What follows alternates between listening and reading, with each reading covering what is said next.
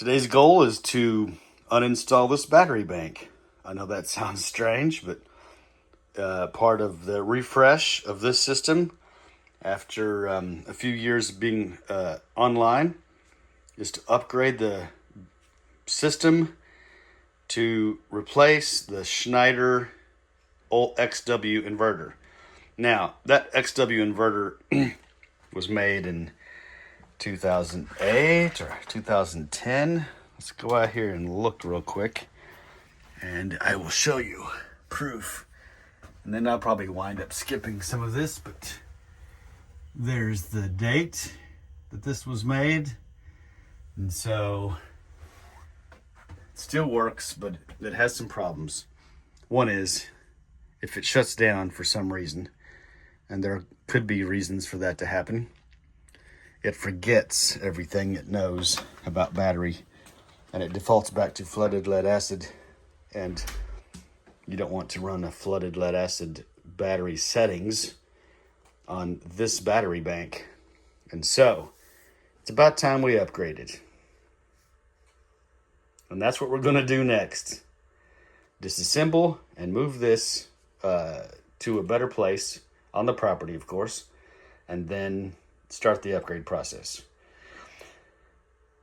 Some of the upgrade things are going to be, go back outside, to paint this floor so that it doesn't continue degrading over time. See, it's wet and I need to paint the floor. Yeah, you know what I mean.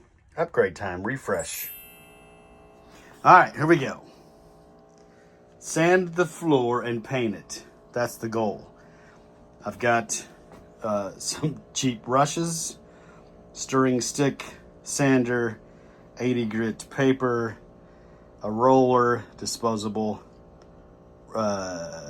enamel paint, a reverse vacuum.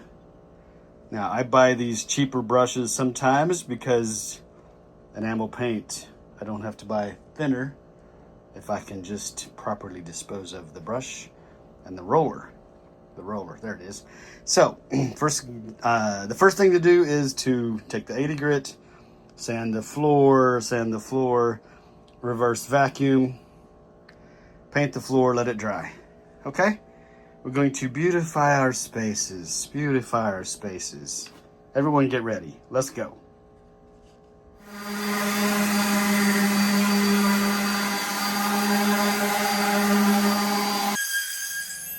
Let's see if we can open this paint and make some beautiful little clouds. Can we do it? Yes, I believe we did. We did do it. Okay, now shook it up for a bit. Let's check for doneness. We want a nice buttery finish. And how much solids on the bottom? I saw little solids on the bottom. Okay, let me just stir. Now, I also need to go, see, we got solids, a little bit of solids, not much. Also, look at the black part that's coming to the surface. We got to get all of that stirred in. Now,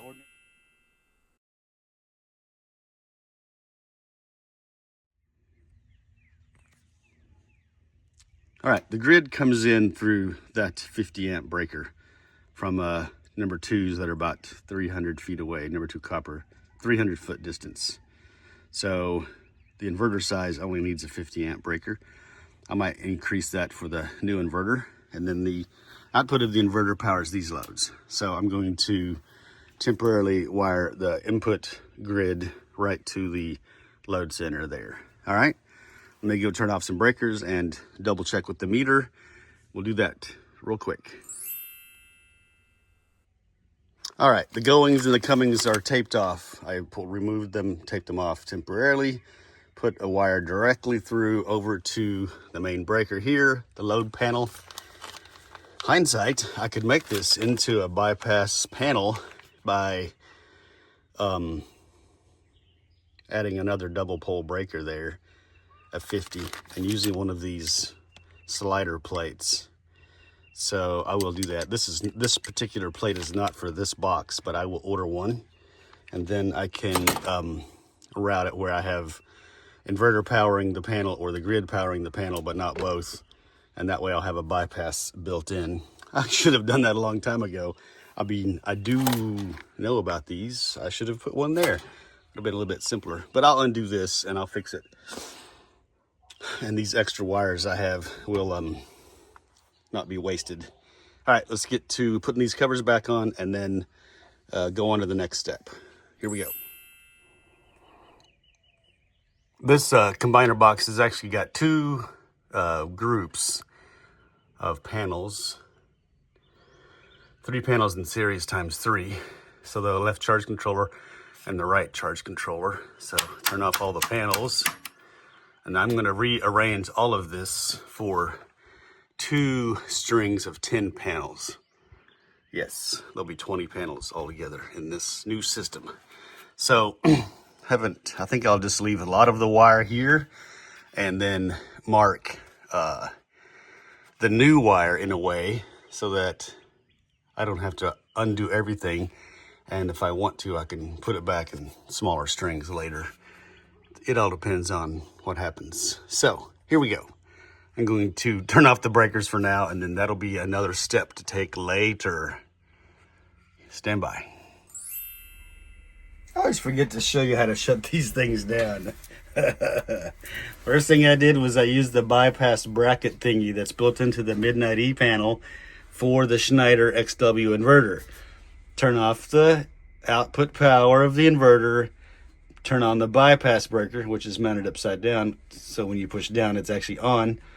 That technically shorts the output, the input to the output.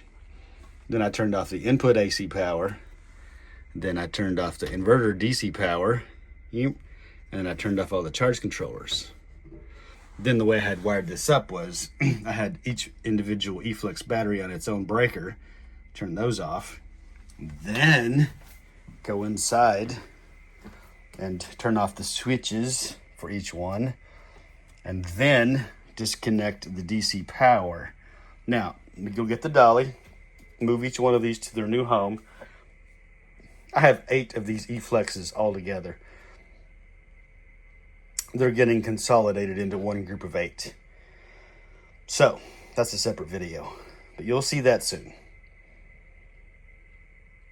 Then we'll get ready to install the new batteries. Stand by. Stand by.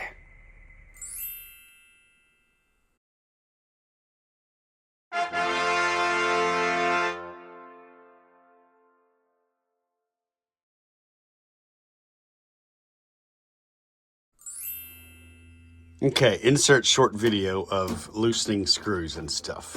Obviously, you don't need to see the whole thing, but maybe you want to. I don't know. This charge controller is still good. I have a Schneider system over at the shop, welding shop. And so, I might expand that system. And so then I'll have a charge controller.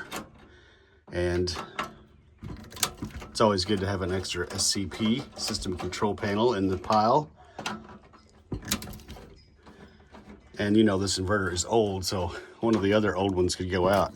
I'll have a spare, which is nice. Okay, that's free. Now, I will take the gutter apart. Yeah, we'll just continue doing what I said, is removing every single thing and loading it up to take it to the shop. Thank you, Xantrex. You've been great. All right, we've gotten down to the last nugget. We have the AC box removed, the E panel from Midnight, the gutter, the charge controllers, and the last nugget is Big Bertha, the 140-pound transformer-based inverter. So I'm gonna take this ladder and set it there, actually not with its feet deployed, and I'm gonna get up there and lift the inverter off of the bracket onto the ladder and then onto a pallet, which is somewhere. Okay, I'll find the pallet. All right, that's what we're doing next. Not too bad. This is not that heavy. It was put up there, so it can be taken down, right? All right, here we go.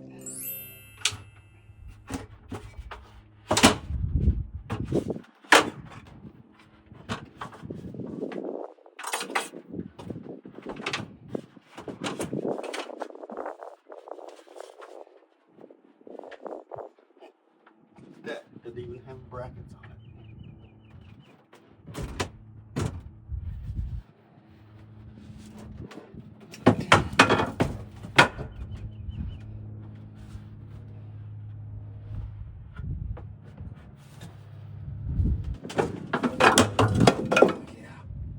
That's nice. Look at that. It's only 140 pounds. Yeah. All right. I got out the paint. Don't even ask me to show you that paint bucket. Pretty sure that was frozen paint at one point. I had to stir it and paste it and rub it because it was kind of like cottage cheese. But look at that. Not bad. Bear Premium or Bear Marquee. That's good paint. You can tell where I painted that trim again, and I painted around the holes. Alex caulk to fill the holes. And now we have a clean slate. So let's get started with the next step. All right, here we go. 2 crescent wrenches. We can use these 2 crescent wrenches to cut those metal straps. So what we do is, whoops, let me get that around there somehow. This thing is crazy. How do you operate this thing? There we go. Okay.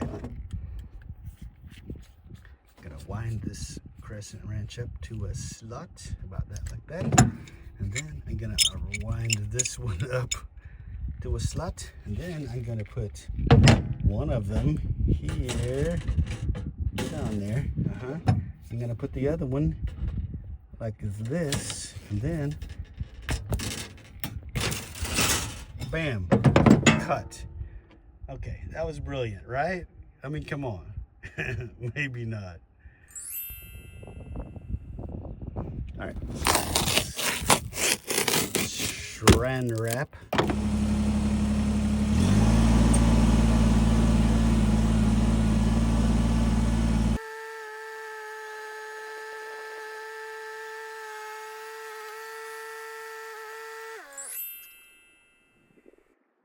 All right, let's do an unboxing of the Fortress Power eForce 9.6 kilowatt hour battery. There's going to be 2 of these. And so let's get started.